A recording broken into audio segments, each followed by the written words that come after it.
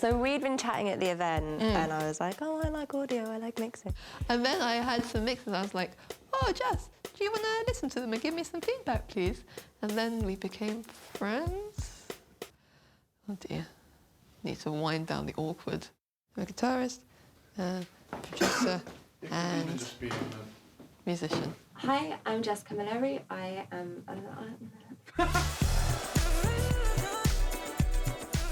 Well, yeah, as an artist, Jess is like the dream to work with. First of all, you really care about the music and you really are up for like trying different stuff, which like with the music we're working on is needed.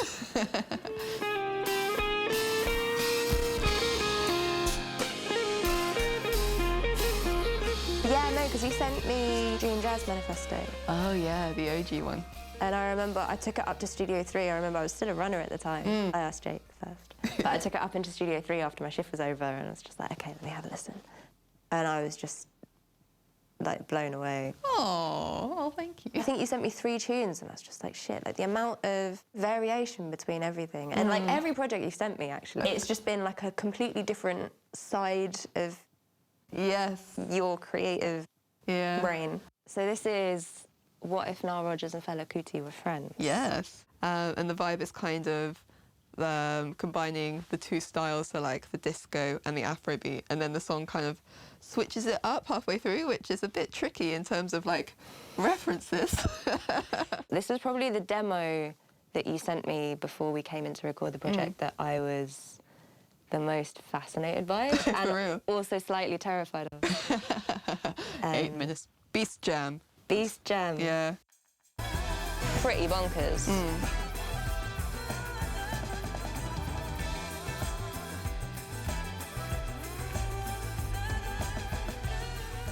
Yeah, so what is it about Strongroom, I guess? Yeah, well, I mean, obviously you were with the initial pull. It just feels a bit like home now, like they've just got everything you need.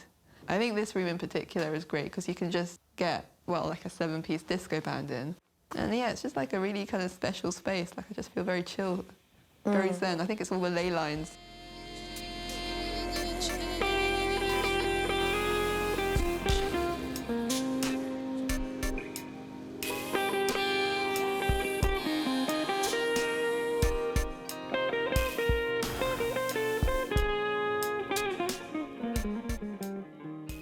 I think as well, like the way this room sounds in particular, like especially for drums, especially for the kind of stuff that we've been doing together, like the kind of more disco, jazz leaning. This was just like, it had to be so front and centre the whole way through. But this, especially when it gets into when it switches up and has the disco thing going on, it carries the track so much, man. I think this is a really nice room because it's not excessively bright, but it's got a room to it.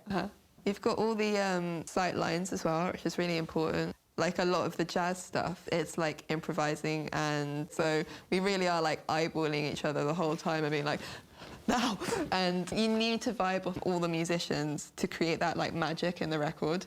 And like, you can just look over and see people in their different booths, or like you can see the drums, you can see everybody as you're playing. There were so many people, like we just had to keep finding places we could put people to keep them isolated. There's a little bit of like drums and stuff on her track as well, isn't there? Just a tiny bit. There is, yeah.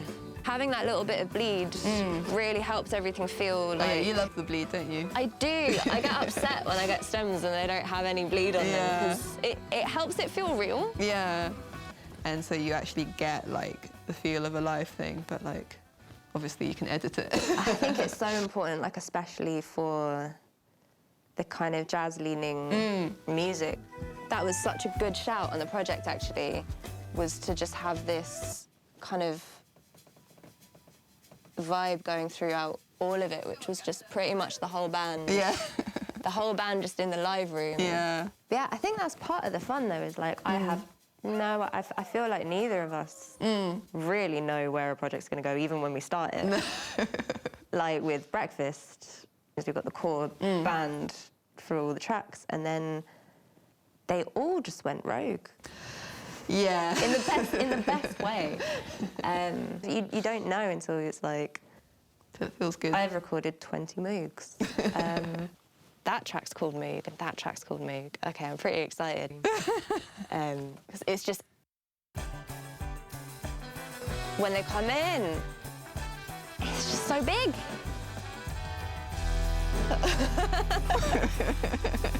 I was tempted to put them this loud. Just the whole track. Just the whole track. This could have been, I mean... It's just such a vibe. They're so big by themselves, and then with everything else going on, they just bed in so nicely. Aww. I mean, I still think my favourite bit is the is like the vocals. Yeah, when it all drops out, oh, it is glorious.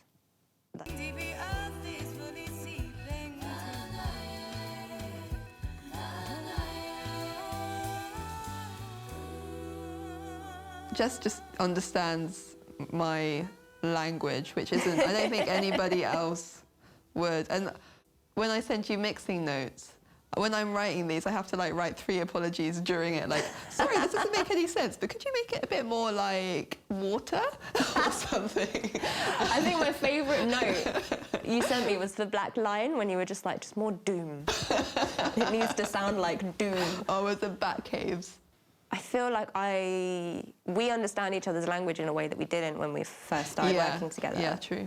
And that's part of the process. It's like when you start thinking about like, oh, do you see colours the same way I see colours? Yeah. Like, it takes a little while to get on the same page, but that's part of the fun. It's part of the job. It's just like translation and playing with things and kind of trial and error. Yeah. I think that's what's so special about this track, is it just keeps you guessing. Like, it doesn't feel like an 8-minute track. Yeah. Because I guess that's because we just kept experimenting as well. I was just like, should we just try this? And it was nice because there was so much room to do that. It's all just one chord, really. And then it is so much like the production and like what comes in, what goes out, and like the different sections. Although I remember, I think I gave Beth the tambourine, and she just absolutely... Beth went hammer to there, and there she is. There it is. And then she's like, oh no, I shouldn't come in. And then she's like, yeah, I will come in, actually. And I really it was one of those things when I was mixing, I was so tempted to like clean that up. And I'm so glad we didn't, because it's just... I'd never heard that in there before. I think for most of the projects, you know, it's kind of, we take the live takes as the bare bones. Yeah, and then we we're build like, on it. What can we do? You sent me, there's quite a few kind of extra guitars going on. Oh, yeah. And that's something we took from Quincy Jones in a big way, isn't it? It's just all of these, like, relatively simple parts, but just making sure that everything locks in together and just giving it that detail. I remember just looking at, like, the Quincy Jones credits, and there was, like, guitars, 20 people, like, not 20, but, like, maybe, like, 7 people. And I was like, surely not. But then you, like, really, like, deep it on headphones, and you're like, oh. That's what I love about those arrangements from kind of the late 70s, early 80s, is it just draws you in. The more you want to really sit and concentrate on it, the more you can find. Yeah. The important bit that comes out of the live sessions is the communication, and you can really hear when that communication has happened in a record. Like a lot of the records you sent me as references, it's just like, you know that everyone is just in the room, and you know that a lot of the stuff that ended up on the record like wasn't planned that way. And it's that freedom and that sense of a band really knowing each other. What time was this? This was probably about 10 o'clock. This was pretty late, because we'd finished laying like most of the tracks by then, hadn't we? Maybe post tequila shots? Post tequila, yeah. lay down the backbone of everything, have some shots, and then get back in the live room and just have a little jam to it. Vibe out. Yeah. Oh, I think my favourite bit actually was when we recorded the hype track for Old School Struggling. And then we were just trying to get like angry, like we were trying to kind of get that energy, and then you were just like being like, people are angry. Like shouting scenarios at us, and we were like, yeah. But it was at like, maybe it was at midnight at this point, and we like were so out of it.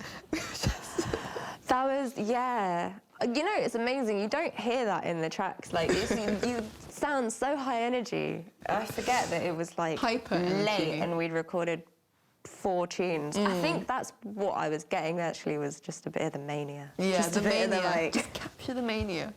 Sprinkle it on the track. just like the delirium of midnight. You've been at the studio since God knows when. Being fueled by like the snack And I'm bag. telling you to get angry about landlords. Yeah.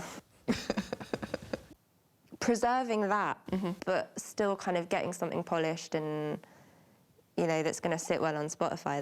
That's the whole game.